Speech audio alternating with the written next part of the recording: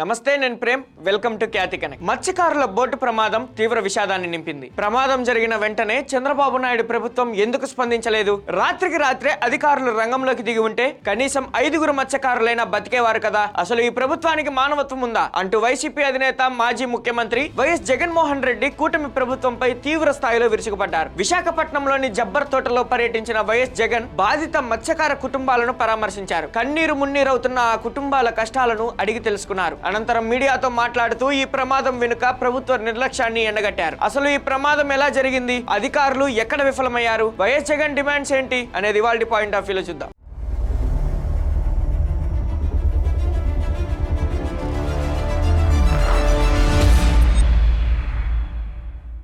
ఈ నెల 1న 7గురు మత్స్యకారులు వేటకని సముద్రంలోకి వెళ్లారు. తీరానికి కేవలం 10 మైళ్ళ దూరంలోనే ఈ ప్రమాదం జరిగింది. జూలై 4న బోటులో ఉన్న చిన్న అనే మత్స్యకారుడు ఇంటికి ఫోన్ చేసి మేము తిరిగి ఇంటికి వచ్చేస్తున్నామని చెప్పాడు. కానీ దురదృష్టవశాత్తు ఆ ఫోన్ చేసిన కాసేపటికే ఘోర ప్రమాదం జరిగింది. ప్రమాదం జరిగిన వెంటనే మత్స్యకారుల కుటుంబ సభ్యులు తోటివారు అలర్ట్ అయ్యారు. రాత్రి 10:30 జిల్లా కలెక్టర్ కు మెరైన్ సిఐకి సమాచారం ఇస్తూ మొబైల్లో మెసేజ్లు పంపారు. కానీ అటు అధికారులు కానీ ఇటు ఫిషరీస్ శాఖ కానీ సకాలంలో స్పందించలేదు. ఒకవేళ రాత్రికి రాత్రే కోస్ట్ గార్డ్ రంగంలోకి దిగి ఉంటే గంటల వ్యవధిలోనే ఆ మత్స్యకారులను కాపాడగలిగేవారు. కానీ ప్రభుత్వం నుంచి ఎలాంటి చలనం లేకపోవడంతో చివరకు ఈ నెల 5వ తేదీన ఒక చైనా బోటు సిబ్బంది స్పందించి చిన్నాను కాపాడారు. ప్రభుత్వం సకాలంలో స్పందించి ఉంటే మిగిలిన 5గురు కూడా సురక్షితంగా బయటపడేవారని జగన్ ఆవేదన వ్యక్తం చేశారు. ప్రభుత్వ నిర్లక్ష్యంపై విమర్శలు రావడంతో చంద్రబాబు సర్కార్ 3 కమిటీని వేసింది. అయితే ఈ కమిటీపై వైఎస్ జగన్ తీవ్ర ఆగ్రహం వ్యక్తం చేశారు. ప్రభుత్వం తప్పు చేసింది కాబట్టే ఆ తప్పును కప్పిపుచ్చుకోవడానికి ఈ 3 కమిటీని వేశారు. ఈ కమిటీ ఇచ్చిన నివేదిక అంతా అబద్ధాల వేట,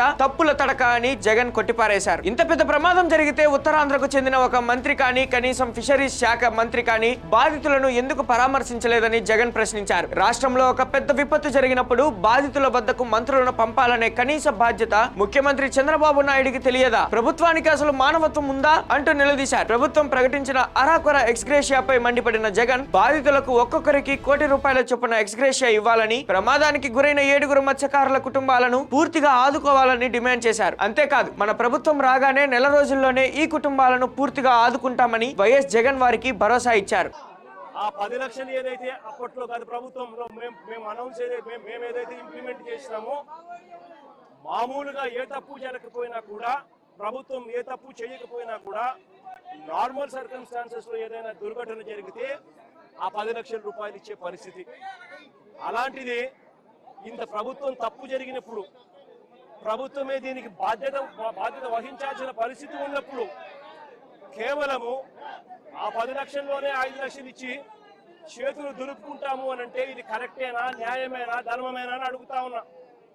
మరొకసారి ఈ ప్రభుత్వం ఇలాంటి తప్పులు ఎవరు చేయకుండా ఉండాలి అని అంటే కలెక్టర్లు కానీ పోలీస్ డిపార్ట్మెంట్ కానీ ఒక కంప్లైంట్ కానీ చేతికి వస్తే, మనుషులు చనిపోతా ఉన్నారు వెంటనే ఆదుకోవాలి అని చెప్పి ఎవరైనా కంప్లైంట్ చేస్తే స్పందించే తీరును మెరుగుపరచాలి అని అంటే ప్రభుత్వం అన్నది ఒక షాక్ తగిలితే తప్పనిచ్చి, ఆ అధికారులకు ఒక షాక్ తగిలితే తప్పనిచ్చి స్పందన అనేది రాదు. కాబట్టి ఖచ్చితంగా చెప్తా ఉన్నాం, ఈ చనిపోయిన 6 కుటుంబాలకు ప్రతి కుటుంబానికి ₹1 కోటి కాంపెన్సేషన్ ఖచ్చితంగా.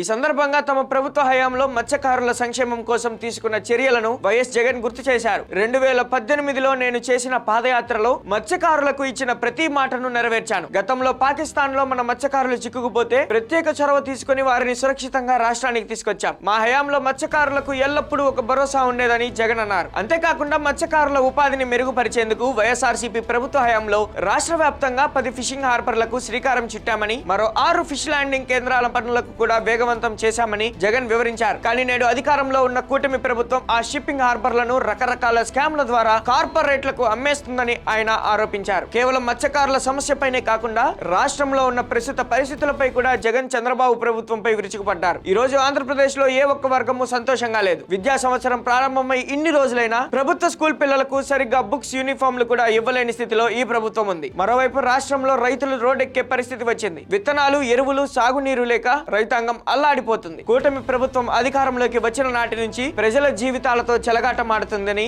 జగన్ ధ్వజమెత్తారు. విశాఖ వేదికగా వైఎస్ జగన్ చేసిన ఈ వ్యాఖ్యలు ఇప్పుడు ఏపీ రాజకీయాల్లో తీవ్ర సంచలనంగా మారాయి. బోటు ప్రమాదంలో ప్రభుత్వ వైఫల్యాన్ని ఎండగడుతూనే బాధితులకు ₹1 పరిహారం ఇవ్వాలనే డిమాండ్ ను ఆయన గట్టిగా వినిపించారు. మరి జగన్ చేసిన ఈ తీవ్రమైన విమర్శలపై కూటమి ప్రభుత్వం, మంత్రులు ఎలా స్పందిస్తారో చూడాలి. అలాగే మత్స్యకారులకు ప్రభుత్వం నుంచి ఎలాంటి అదనపు సాయం అందుతుందో కూడా వేచి చూడాల్సింది. మరి ఈ అంశంపైన మీ అభిప్రాయాన్ని కూడా కామెంట్ సెక్షన్ లో తప్పకుండా పంచుకోండి. Thank you for watching Khyati connects.